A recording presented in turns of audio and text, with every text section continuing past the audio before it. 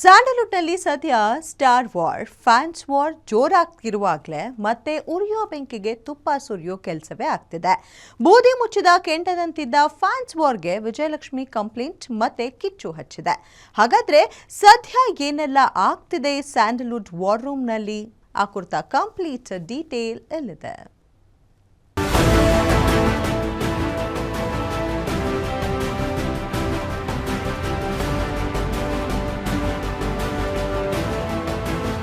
ನಟ ದರ್ಶನ್ ಹಾಗೂ ಕಿಚ್ಚ ಸುದೀಪ್ ಫ್ಯಾನ್ಸ್ ನಡುವೆ ಸಾಮಾಜಿಕ ಜಾಲತಾಣದಲ್ಲಿ ವಾರ್ ಮುಂದುವರೆದಿದೆ.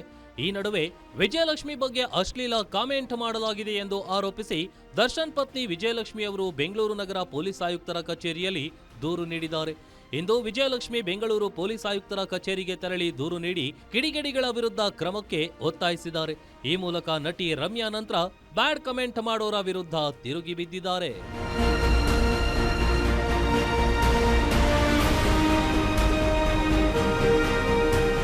ವಿಜಯಲಕ್ಷ್ಮಿ ನೀಡಿರುವ ದೂರನ್ನ ಸೈಬರ್ ಅಪರಾಧ ವಿಭಾಗದ ಇನ್ಸ್ಪೆಕ್ಟರ್ ಸ್ವೀಕರಿಸಿದ್ದಾರೆ.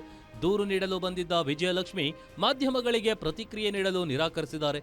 ಸಿಸಿಬಿ ಸೈಬರ್ ಠಾಣೆಗೆ ವಕೀಲರ ಜೊತೆಗೆ ಆಗಮಿಸಿದ ಅವರು ಕಂಪ್ಲೇಂಟ್ ಕೊಟ್ಟಿದ್ದಾರೆ.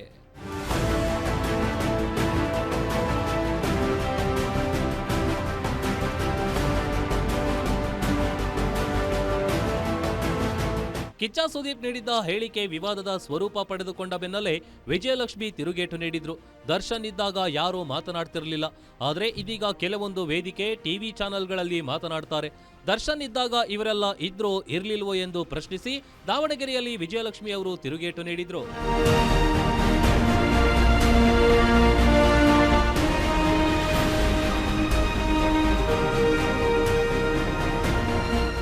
ಇದಾದ ನಂತರದಲ್ಲಿ ಸಾಮಾಜಿಕ ಜಾಲತಾಣಗಳಲ್ಲಿ ಅಶ್ಲೀಲವಾಗಿ ಕಾಮೆಂಟ್ ಮಾಡಿದವರ ವಿರುದ್ಧ ವಿಜಯಲಕ್ಷ್ಮಿ ಅವರು ಫೋಟೋ ದಾಖಲೆ ಜೊತೆಗೆ ದೂರು ನೀಡಿದ್ದಾರೆ.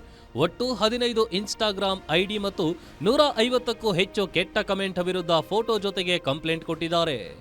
ಮಾರ್ಕ್ ಸಿನಿಮಾದ ಪ್ರೀ ರಿಲೀಸ್ ಕಾರ್ಯಕ್ರಮದಲ್ಲಿ ಕಿಚ್ಚ ಸುದೀಪ್ ನೀಡಿದ್ದ ಹೇಳಿಕೆ ಸಾಮಾಜಿಕ ಜಾಲತಾಣಗಳಲ್ಲಿ ಚರ್ಚೆಗೆ ಕಾರಣವಾಗಿತ್ತು. ಆದರೆ ಈ ಬಗ್ಗೆ ನಟ ಸುದೀಪ್ ಕೂಡ ಸ್ಪಷ್ಟನೆಯನ್ನ ಕೊಟ್ಟಿದ್ದಾರೆ. ಹೀಗಿದ್ರೂ ಫ್ಯಾನ್ಸ್ ವಾರ್ ನಡೆಯುತ್ತಲೇ ಇದೆ. ಈ ವಾರ್ ಯಾವ ಹಂತಕ್ಕೆ ಹೋಗಿ ತಲುಪುತ್ತೆ ಕಾದು ನೋಡಬೇಕಿದೆ. Keerthi Patil, film bureau, guarantee news.